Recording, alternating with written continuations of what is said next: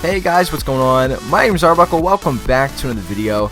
Today I wanted to share with you guys a list of tips that I've compiled together to hopefully help you be a little bit better at Black Ops 3 and really just Call of Duty in general. I know that I make a lot of Call of Duty videos on my channel giving you guys tips and tricks on, leveling up fast and doing good with certain weapons and certain kill streaks and random things like that. But I wanted to share with you guys a list of basic but not so basic tips to hopefully help you become just a better player in general. So the first thing I want to talk about is playing solo. Playing solo is probably one of the best things that you can do to up your game and really any Call of Duty game.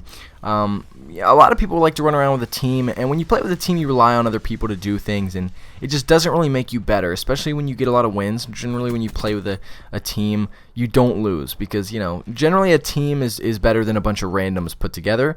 But playing solo, basically you're forced to not rely on anyone, and by doing that you're putting all the work on yourself.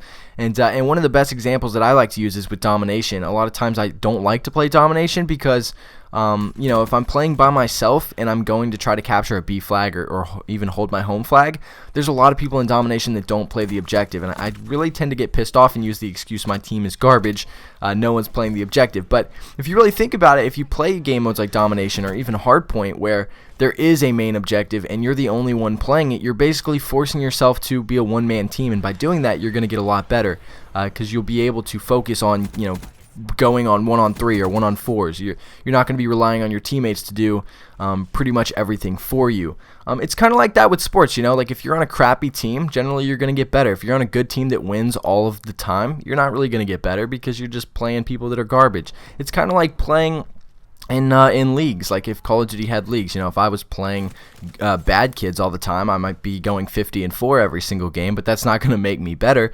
Although if I'm playing against people that are in Optic or in a competitive gaming clan, I'm probably going to get better because I'm going to be playing the best in the world. So play Domination, play Hardpoint, and don't rely on your teammates. Force yourself to be a one-man team and see what you can make happen. The second thing I want to talk about is watching YouTube videos. And this sounds really basic, but watching YouTube videos like this one is very important. Watch videos that are going to give you guys tips. They're going to show you things that you can do to be better. And not only watch the video and listen to the audio, but actually watch the gameplay. I noticed that I find myself a lot of times not paying attention to the gameplay. It's kind of just there, and I don't know if you guys know this or not, but your brain actually registers audio first before it does visuals. So that's a big reason on why a lot of people when watching commentaries or videos on YouTube tend to just listen instead of watching the actual gameplay itself.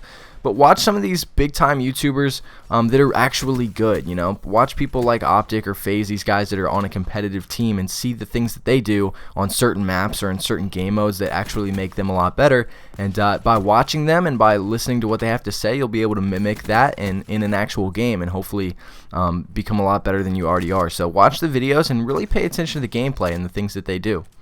The next thing I want to talk about is to understand spawn points, and this is something that I don't want you to take the wrong way. I'm not saying to memorize every spawn point like some of these competitive guys do. I understand that a lot of you guys just play for casual fun and don't really want to take it that serious.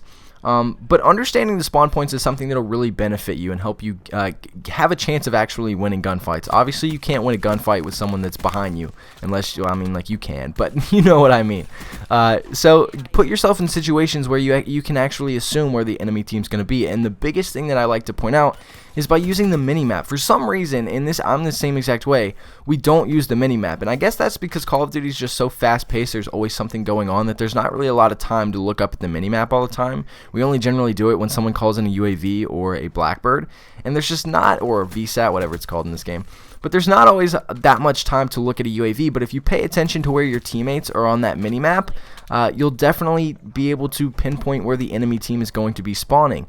For example, if all your teammates are on one side of the map, it's pretty obvious that the other team's going to be on the other side, but you really wouldn't know that unless you're constantly looking at that minimap. Now, I'm not saying to just keep your eyes glued to it, but use it to your advantage. By using that minimap, you'll be able to pinpoint pretty much where the enemy team's going to spawn, and you won't even have to learn the spawn points.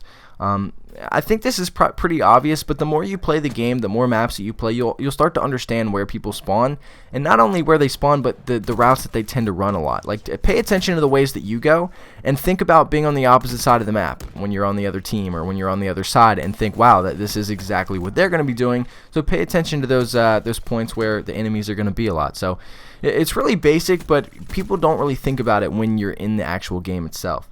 the last thing I want to talk about is trying different weapons. This is something that I struggle with a lot, but with Call of Duty games and really any game in general, when people find a gun that they like, they just stick to it and they don't really switch it up. They think that this is the gun that I'm good with, you know, but there might be 4 other guns in the game that you're even better with that you don't know about because you don't use. So I strongly urge you guys to, you know, if you're gonna suck a few games, so be it, but try all the guns out. Try some different guns, give them a few chances. Don't just you know, play one game and hang up the towel. Like give each gun a couple tries. And find the gun that you think works best for you, and always switch it up, because like I said in the last video, if you use one gun too much, you can get to a point where you actually start sucking with it. So use a variety of guns, understand which ones are best for you. Don't just stick with one, because there might be another one out there that you're better with. But anyway guys, these are some basic tips that I have to hopefully help you guys get better at Black Ops 3 or really any Call of Duty game in general. If you guys have any more tips, make sure to leave them in the comments down below for anyone watching the video. If you guys have any questions or just want to chat, make sure to hit me up at Twitter or Instagram at DylanFurrow. I'll leave links in the description down below. But I hope you guys did enjoy the video. Make sure to subscribe if you haven't already, and we'll see all you guys in the next video.